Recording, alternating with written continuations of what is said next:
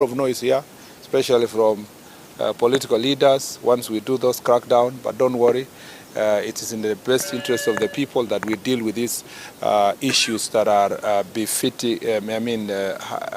affecting the people of Bungoma and Kenya.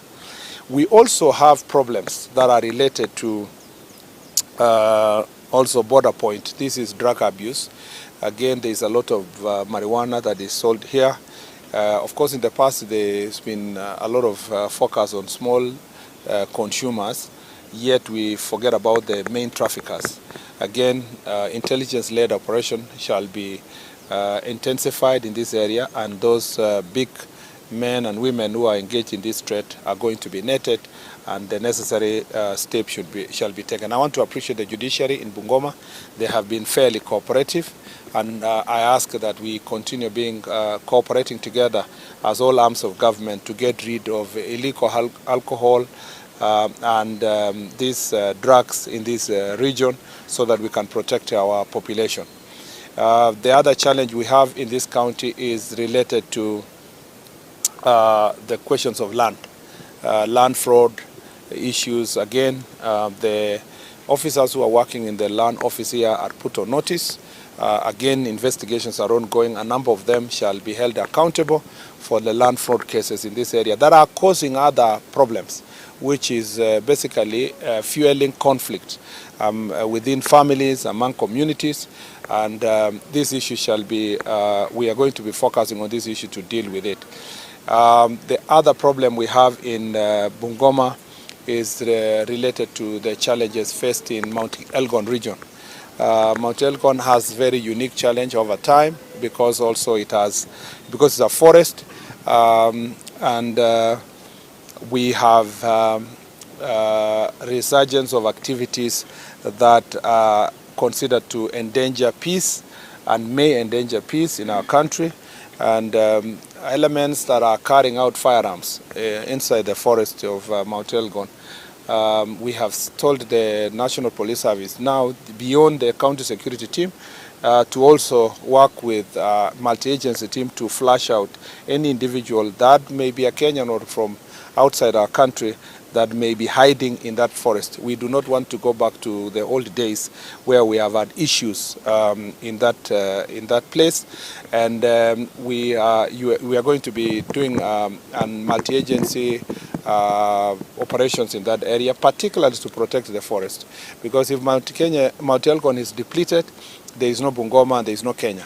The reason why this county is called the food basket of part of the food basket of Kenya is because of the presence of Mount Elgon and the water sources and the protection of the environment. If we don't do so, we will be making a big mistake. As a result, there will be a multi-agency team that is beyond Kenya Forest Service to make sure that the forest is being protected. Now, the other very telling issue in Bungoma is the presence of goons. Goons that are causing havoc and violence in this county. Funerals are impossible to attend. People are not having peaceful environment to bury their loved ones. Political events are always violent, and people are living in fear. Again, that multi-agency team shall do a massive crackdown on leaders of goons, regardless of their political affiliations, and all of them shall be arrested and taken to court. We will get rid of Bungoma of all these goons that have operated and abetted for many years. These goons are not just confined to constituencies, a few constituencies. It includes also, as I said, border areas of this county, and that really endangers the security of the nation. As you must have seen me yesterday address this issue in Busia, this part of Western region has, in the last few years, had politically organized goons. But this is a new dawn. We must deal with them. We must deal with them impartially. And I invite all political leaders, aspiring candidates especially, to come to politics with clean hands, join together with those who have been elected. I want to request also our elected leaders. We have had a meeting and they are also very concerned about these issues. And I want to invite them to participate in supporting the National Police Service in getting rid of political goons in Bungoma.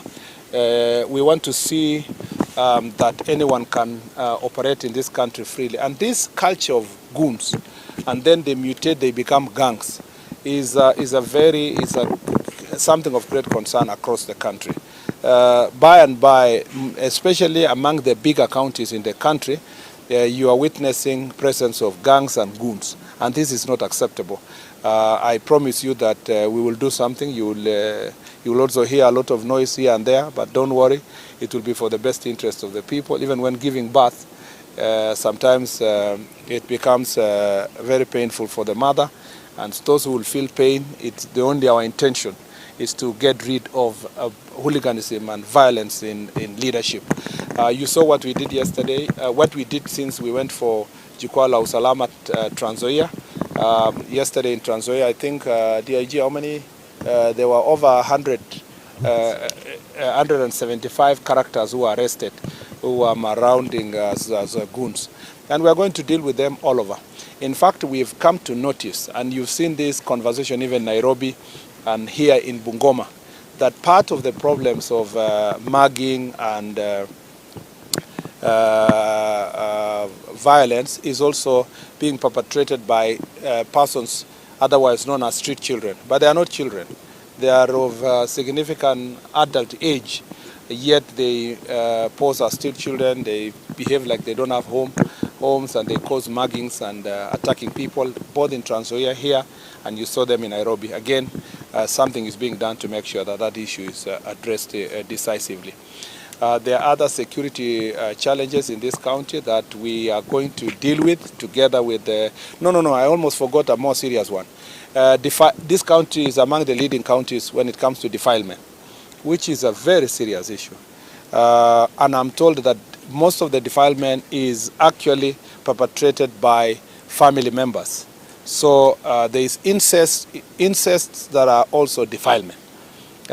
Because in this case, they are preying on small children, fathers sleeping with their daughters and impregnating them, and so forth. And yet, I am told also that in some of the